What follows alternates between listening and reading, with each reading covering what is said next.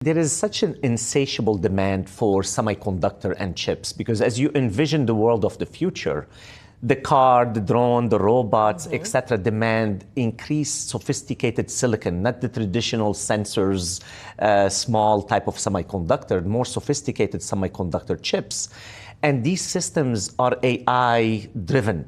So the design of these systems creates significant opportunities for many companies.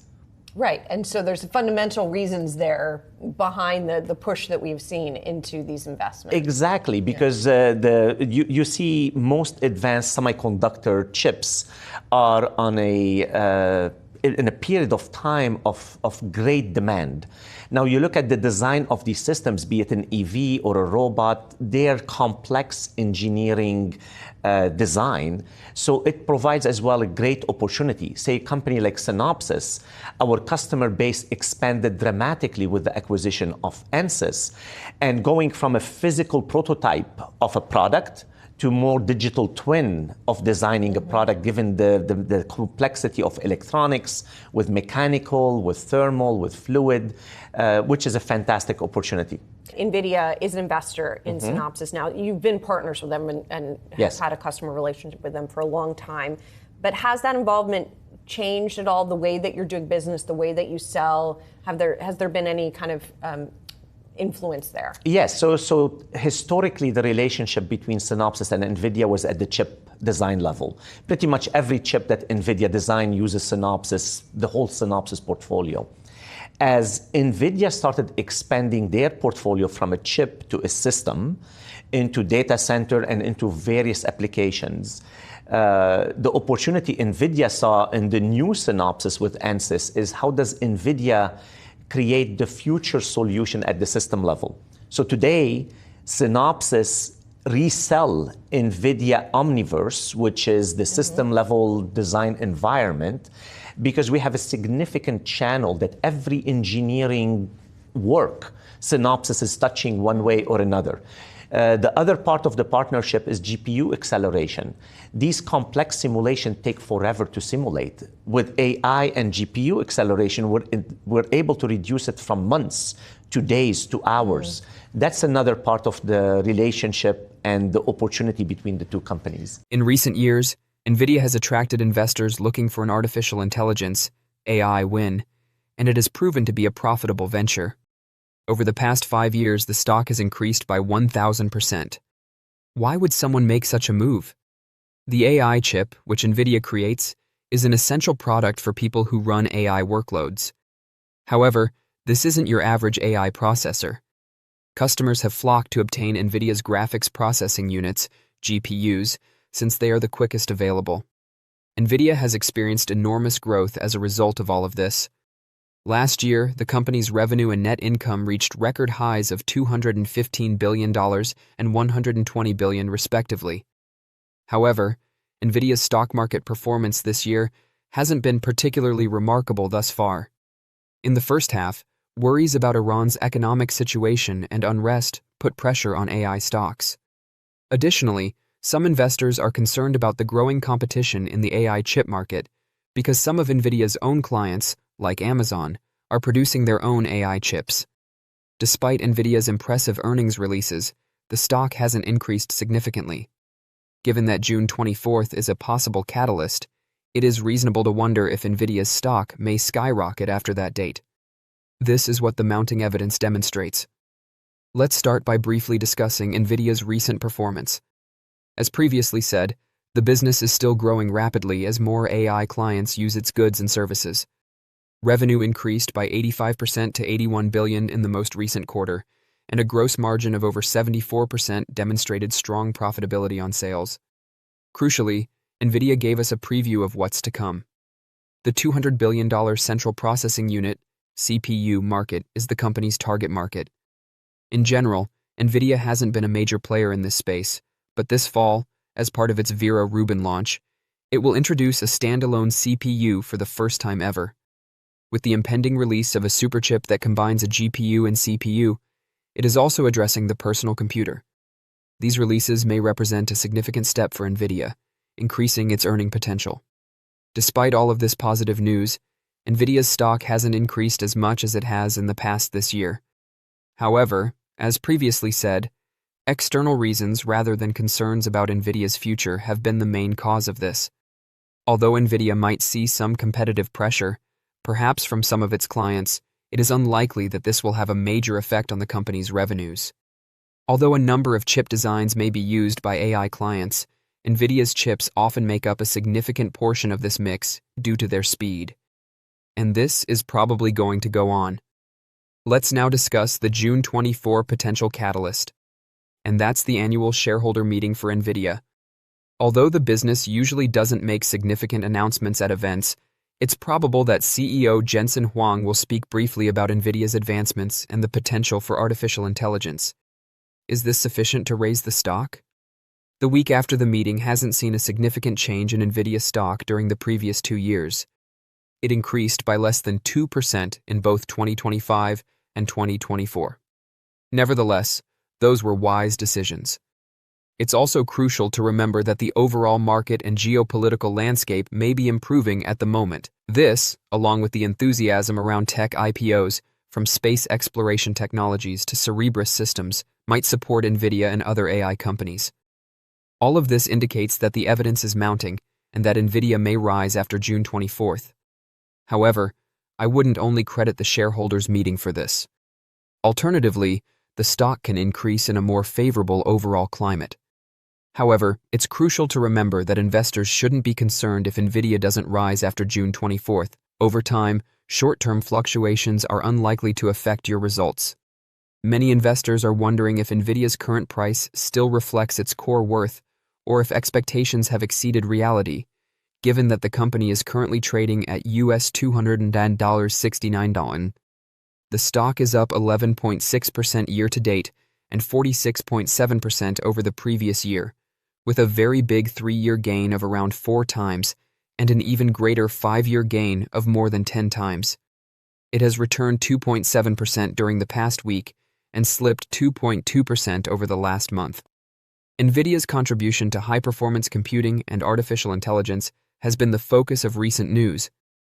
Investors are keeping a careful eye on how big clients are using its platforms and how rivals are reacting. The price of the stock has been extremely sensitive to changes in expectations on the long-term demand for its technology, which can be explained by these themes. Nvidia now has a 3 out of 6 value score, according to Wall Street's valuation tests. The primary valuation techniques underlying that score will be covered in the following parts, which will conclude with a more comprehensive perspective on the stock's worth in relation to its long-term story. Nvidia's projected future cash flows are discounted back to current dollars using a discounted cash flow, or DCF, model to determine the stock's potential current value. Wall Street employs a 2-stage free cash flow to equity model for Nvidia, which begins with free cash flow of roughly $119.4 billion over the previous 12 months.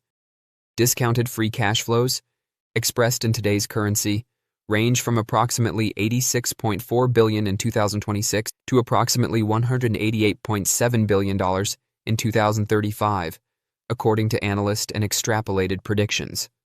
The explicit forecasts last year, 2031, is linked to an undiscounted free cash flow estimate of $434.9 billion, with experts extrapolating rather than directly forecasting further years. When these estimates are combined, the DCF model estimates Nvidia's intrinsic value to be $187.93 per share.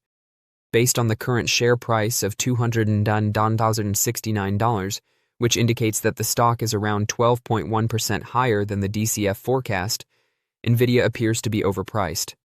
Method 2, Nvidia earnings versus price. The PE ratio, which connects the price you pay for each share to the earnings that share now provides, is a popular method of considering value for prosperous firms like Nvidia. While slower growth or lesser risk typically support a lower or more moderate PE, investors typically anticipate stronger growth and higher risk to justify a higher PE. At the moment, Nvidia's PE ratio is 31.97x. This is lower than both the peer group average of 101.25x and the semiconductor industry average PE of 72.56x. This demonstrates the variety of earnings multiples that exist within the industry. To put things in perspective, Simply Wall-Saint's exclusive fair ratio for Nvidia is 64.266.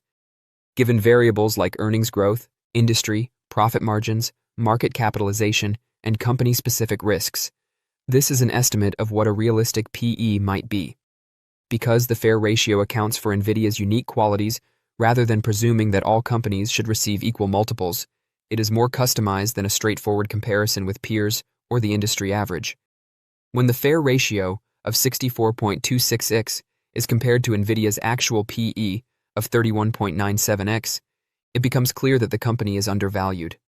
It was previously mentioned that there is an even better way to understand what all of these valuation checks are actually saying about Nvidia. This is where narratives come in, as they allow you to attach a clear story to your numbers by connecting your assessment of the company's future earnings, margins, and revenue to a forecast and then to a fair value. Narratives is a simple tool on Simply Wall-Saint's community page that allows you to lay out that story, compare the fair value that emerges from it with the current share price, and see in one location whether you believe the stock is pricey or provides a margin of safety. These fair values automatically update when new information, such as earnings or significant news, is added.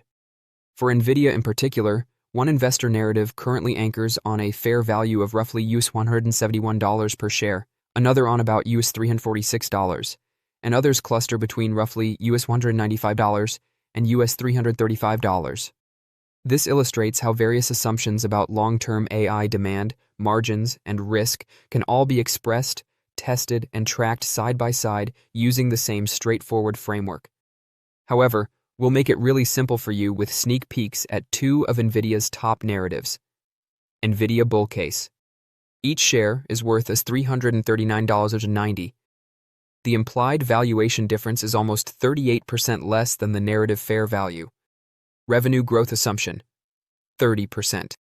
The author projects that within 5 years, Nvidia will generate over $400 billion in revenue, of which about 90% will come from large-scale AI infrastructure and data center clients.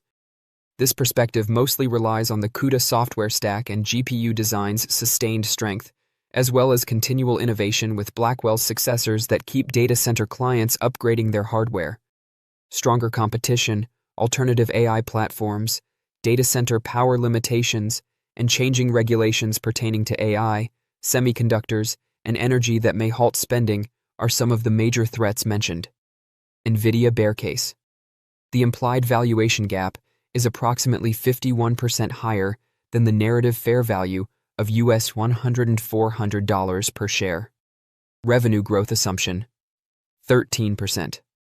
This story contends that, although Nvidia gained its standing as a key AI supplier, the initial spike in GPU demand for big model training was largely front-loaded. Although Nvidia has a strong position in training, the author emphasizes that in the long run, AI value may migrate toward inference, where bespoke processors and alternative architectures could reduce its share. The idea is that if growth normalizes and competition in inference and networking intensifies, Nvidia may return to more usual hardware valuations, despite extremely high expectations. All right, so let's talk through these foundational AI plays. A lot of people associate Nvidia with that. I mean, it being the king of AI. It is on your list, but lately, it's been a head scratcher for many, a couple of my colleagues in particular, on why there hasn't been much momentum. What's your thought on that? Well, it's kind of broadened out to some other companies. We've seen a big move up in Qualcomm because Qualcomm is starting to manufacture on-device AI processors. And we're going to see this evolution to phones and connected devices having integrated AI as an operating system that gives you the information and then is able to use built-in agents to act on the information for you, eliminating you having to use specific apps to either make purchases or schedule things.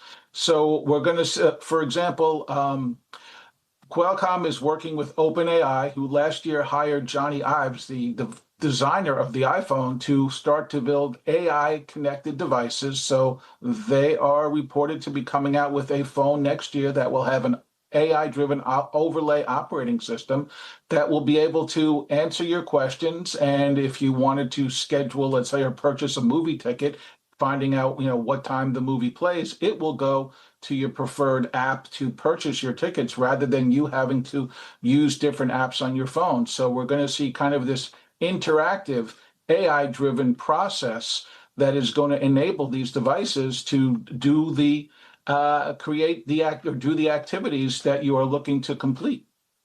So you think that the next move in terms of the AI innings that we're in is beyond the data center and cloud computing to on-device? On-device, connected, compute at the edge. Okay. And so you see Qualcomm as a winner in that space. What are the risks that you keep? Okay, you say big time, but there are obviously risks that you have to think about. What are the risks that you think about for Qualcomm? Well, the stock has struggled for a long time, even though they are the pioneer of connected mobile devices, and they are integrating AI processors into more and more devices.